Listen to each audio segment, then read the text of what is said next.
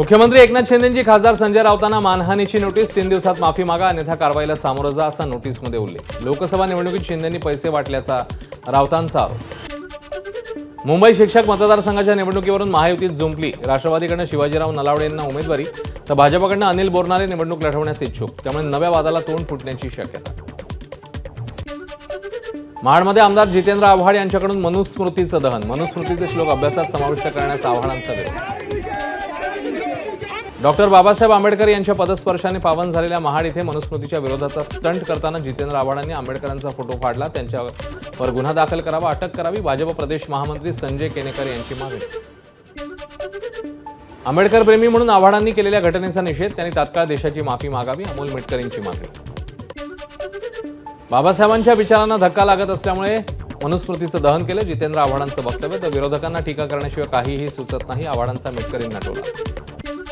सूरज चव्हाण यांच्या नेतृत्वात राष्ट्रवादीचं आव्हाडांविरोधात आंदोलन, आव्हाडांवर अॅट्रॉसिटीचा गुन्हा दाखल करण्याची केली मागणी।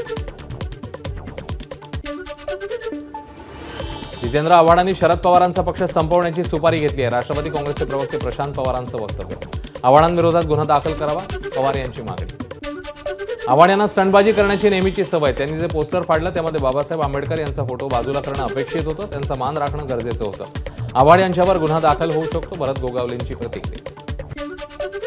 राष्ट्रवादी काँग्रेस शरदचंद्र पवार पक्षाचा खरा चेहरा उघड झाला, शरद पवारांनी समोर येऊन आव्हाडांची चूक असल्याचं सांगायला हवं, भाजप नेते सुधीर मुनगंटीवारांची मागणी। राष्ट्रवादी काँग्रेस पक्ष अजित पवार गटाचं मुंबई कार्यालयाबाहेर जितेंद्र आव्हाडांविरोधात आंदोलन, आव्हाडांचे फोटो जाळत निषेध केला। ठाण्यामध्ये जितेंद्र आव्हाडांविरोधात अजित पवार गट आक्रमक, आव्हाडांचा फोटो फाडत राष्ट्रवादीच्या कार्यकर्त्यांचं आंदोलन। नाशकात जितेंद्र आव्हाडांविरोधात शिंदेंच्या शिवसेनेचं आंदोलन, जितेंद्र आव्हाडांविरोधात आंदोलकांची जोरदार घोषणाबाजी। मनुस्मृतीच्या निषेधार्थ आंदोलनादरम्यान अक्षम्य चूक, महाराष्ट्राच्या जनतेची नतमस्तक होऊन माफी मागतो, जितेंद्र आव्हाड यांनी मागितली माफी। मुंबईत 10 किंवा 11 जूनला पावसाची सुरुवात होणार, तर 15 जून पासून मान्सून महाराष्ट्र व्यापणार, हवामान खात्याचा अंदाज। मान्सूनचं आगमन होईपर्यंत नागरिकांना उन्हाच्या झळा सहन कराव्या लागणार, येत्या 3 जूनपर्यंत तापमानात वाढ होण्याचा हवामान खात्याचा अंदाज।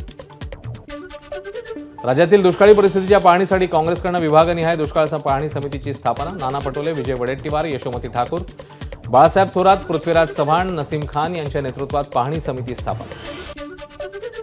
धुळे शहराला आणखी पाणी कपात करण्याचा महापालिकेचा निर्णय, पाणी प्रश्न गंभीर झाल्यामुळे शहरात 8 ते 9 दिवसांनी पाणी पुरवठा।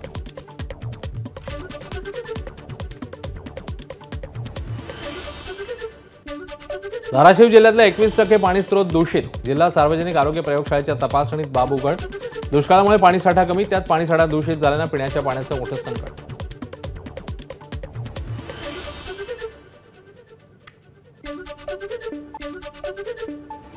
ट्रक चालकास लुटणाऱ्या 5 आरोपींसह एका अल्पवयीन बालकाला पोलिसांनी घेतलं ताब्यात, MIDC वाळूज पोलिसांकडून 15,72,000चा मुद्देमाल जप्त।